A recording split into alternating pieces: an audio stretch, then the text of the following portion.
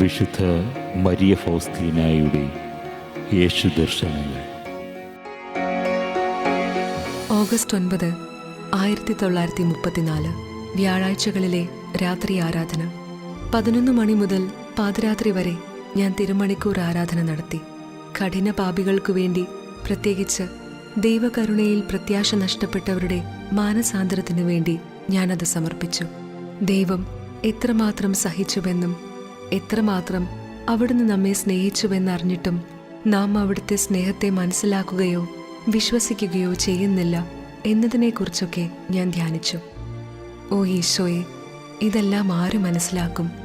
ഇത് നമ്മുടെ രക്ഷകന് എത്ര വേദനാജനകമാണ്. അവിടുത്തെ മരണത്തിനു പോലും നമ്മെ ഇത് മനസ്സിലാക്കിക്കാൻ പറ്റുന്നില്ലെങ്കിൽ പിന്നെ അവിടുത്തെ സ്നേഹത്തെക്കുറിച്ച് എങ്ങനെ അവിടുന്ന് നമ്മെ മനസ്സിലാക്കി തരും?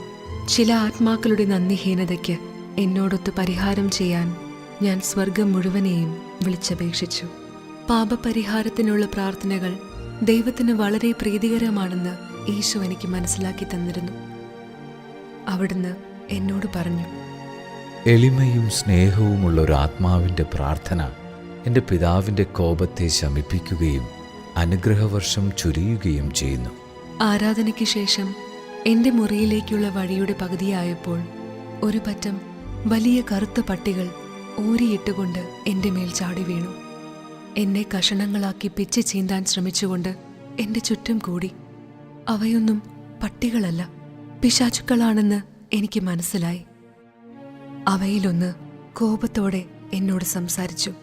ഈ രാത്രി നീ വളരെ ആത്മാക്കളെ ഞങ്ങളിൽ നിന്ന് പിടിച്ചെടുത്തതിനാൽ ഞങ്ങൾ നിന്നെ പിച്ച് ചീന്തും.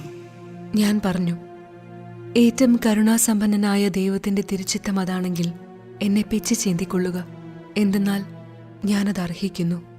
പാപികളിൽ ഏറ്റവും നീചയാണ് ഞാൻ. ദൈവം ഏറ്റവും പരിശുദ്ധനും നീതിമാനും അനന്തമായ കാരുണ്യമുള്ളവനുമാണ്. ഈ വാക്കുകൾ ശ്രവിച്ചപ്പോൾ എല്ലാ പിശാചുക്കളും ഒരേ സ്വരത്തിൽ പറഞ്ഞു, നമുക്കോടി രക്ഷപ്പെടാം. അവൾ തനിയെയല്ല, സർവശക്തൻ അവളുടെ കൂടെയുണ്ട്. ധൂളി പോലെ, വഴിയിലെ ശബ്ദം പോലെ അവർ അപ്രത്യക്ഷരായി. ഞാൻ സ്വസ്ഥമായി തെദേയും എന്ന സ്തോത്രഗീതം പൂർത്തിയാക്കി.